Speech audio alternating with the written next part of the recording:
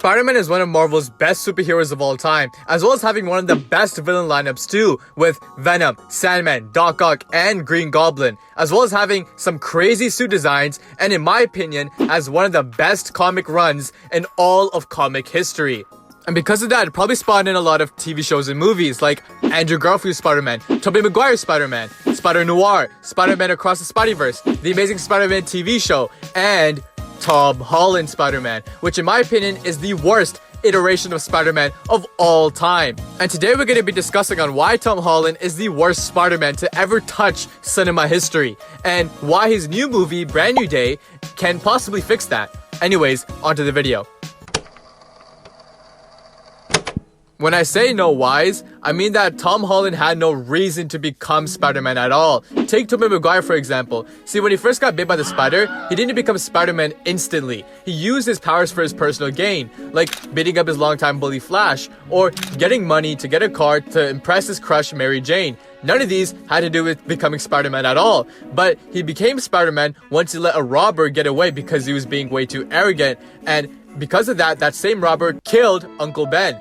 And then he realized with great power comes with great responsibility, and took upon that responsibility to become Spider-Man. But Tom Holland, on the other hand, when we first see him, is not even in his own movie, but someone else's movie. That's Captain America Civil War. And it's like Iron Man comes up to him, he already has his powers, Spider-Man's already saving people, and is like, yo, you want to help me fight Captain America? And Spider-Man's like, yeah, sure.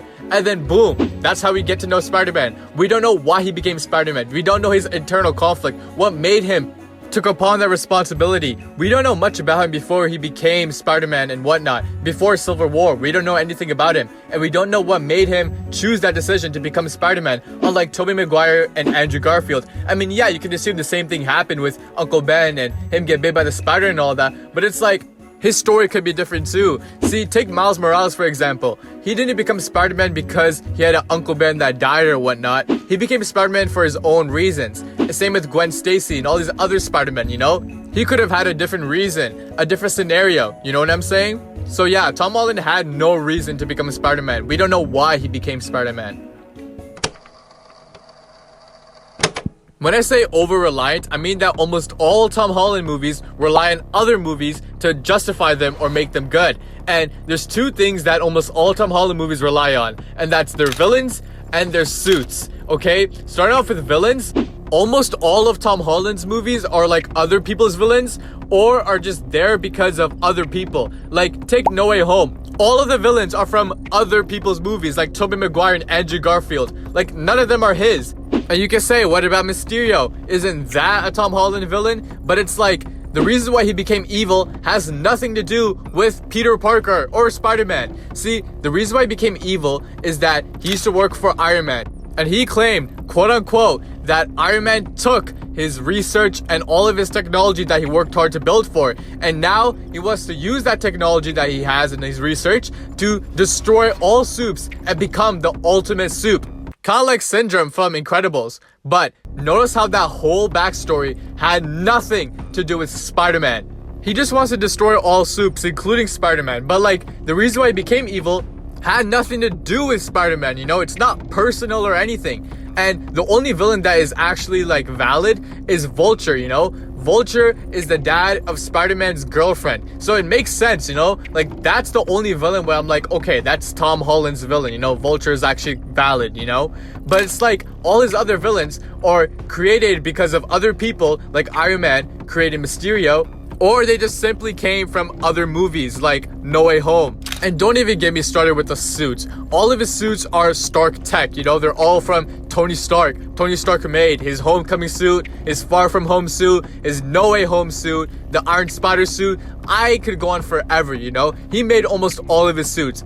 There's only two suits that Tom Holland made by himself, and that's the homemade suit in Homecoming and the suit at the end of No Way Home. Those two suits he made by himself. The rest of his suits are all from Tony Stark. Like, damn, bro, make your own suit for once, you know what I'm saying? And it's like, stop relying on Tony Stark so much. Like, damn, bro, you're actually glazing him too much. Like, Iron Man is not like your sugar daddy or something. So yeah, almost all of his villains and almost all of his suits are reliant on other people, like Iron Man and Tobey Maguire and Andrew Garfield and all that. Now, how can Tom Holland's new movie, Spider-Man Brand New Day, can fix the whole Tom Holland problems? And there's 3 reasons on how it can. The first being its villains, you know? We're gonna get a lot of like original Spider-Man villains that are gonna be in this new movie, like Scorpion, which was hinted all the way 9 years ago at the end of Homecoming. Boomerang, etc. You know, we're gonna get a lot of like original Spider-Man villains, and I'm just really happy about that.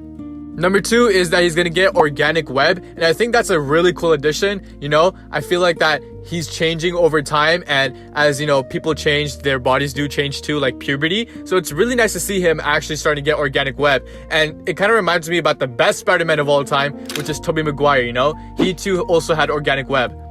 And then you got number 3, which is him going through his loneliness arc, alright? His character arc in this movie is going to be phenomenal, you know? He's all alone now. He has to work by himself. He has to basically make his own suits, patch up his own wounds, wash his own stuff. He basically lives alone. No one knows who he is anymore. He's conflicting on whether or not he should tell MJ and Ned the truth, or just keep them hidden in the lies and just let him live his peaceful life alone. You know, he's contemplating on whether he should keep holding on to MJ and Ned or just let go. And to me, that is going to be a phenomenal character arc, and I can't wait to see if he's actually going to tell MJ and Ned, or will he just let go of Ned and MJ and his old life.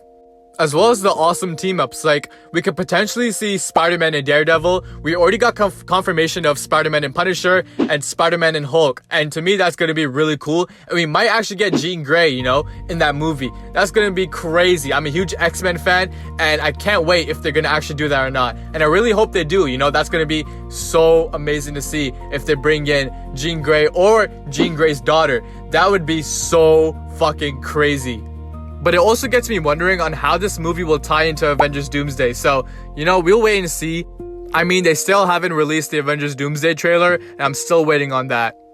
So yeah, I hope in this video you understand on why I don't like Tom Holland's Spider-Man that much. I mean, I do like his movies like No Way Home, Far From Home, Homecoming, but it's like, compared to Tobey Maguire and Andrew Garfield, who are just superior.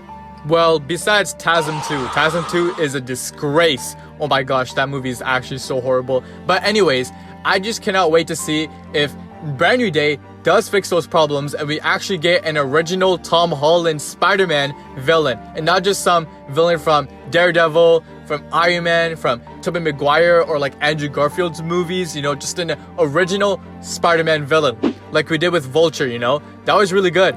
So yeah, please like and subscribe and comment down below, do you guys agree with me or not, and what's your favorite Spider-Man? And have an amazing day, guys, and I'll see you guys in the next video. Bye.